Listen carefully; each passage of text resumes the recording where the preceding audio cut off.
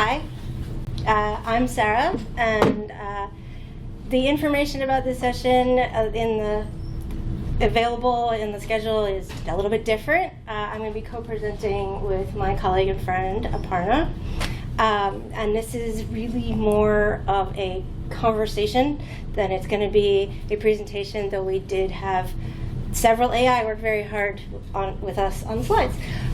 So there are some slides to look at. But so some background. We were colleagues at the Department of Labor, but we're not here representing the Department of Labor. We're speaking more like, not so much personally, but generally, and our own personal opinions and experiences, but we're not speaking from any official capacity. And this is really a conversation she and I started having how many months ago? I think the beginning of 24. Yeah, and it came about because I was an OCIO. I'm a user experience subject matter expert, and Aparna was one of my favorite clients, and she was really engaged. And in my work, I've been an in-house user experience designer for many years, and when you're an in-house, you always find that there's a varying level of maturity.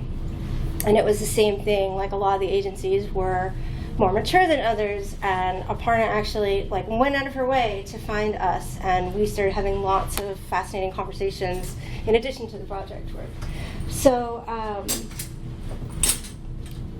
I think that's pretty much it for the intro, right? Yeah. This is also a work in progress. And having never done such a presentation, the two of us have been shaping and reshaping this even a half an hour ago. So yeah. We really want everyone to be relaxed, and thank you for holding on. This is the end of your day 2 conference at 3:30.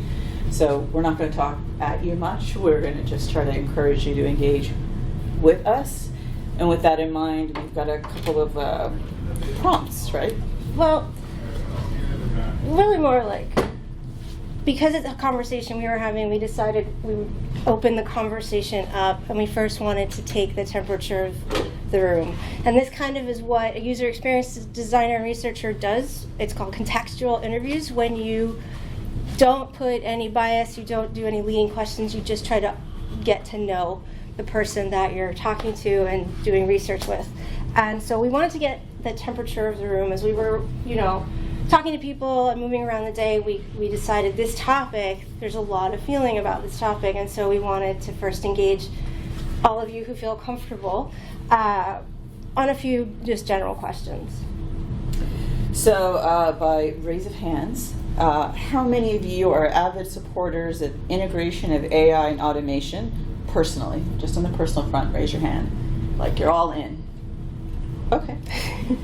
Professionally? Avid users and avid. Okay, great. It's almost like a 50-50. Yeah. The other is, how many of you feel a significant amount of anxiety? Okay, some anxiety. Yeah. Yeah. This is my favorite. And how many of you just don't know, you're ambivalent, you haven't come down on one side or the other, you're still kind of like, you're open to it, but you're not sure? Raise your hand high. Raise your hand high. Okay. Okay. So we've got a nice mix. Yeah. Yeah. I'm actually surprised. Yeah. Because, there's a lot of fear.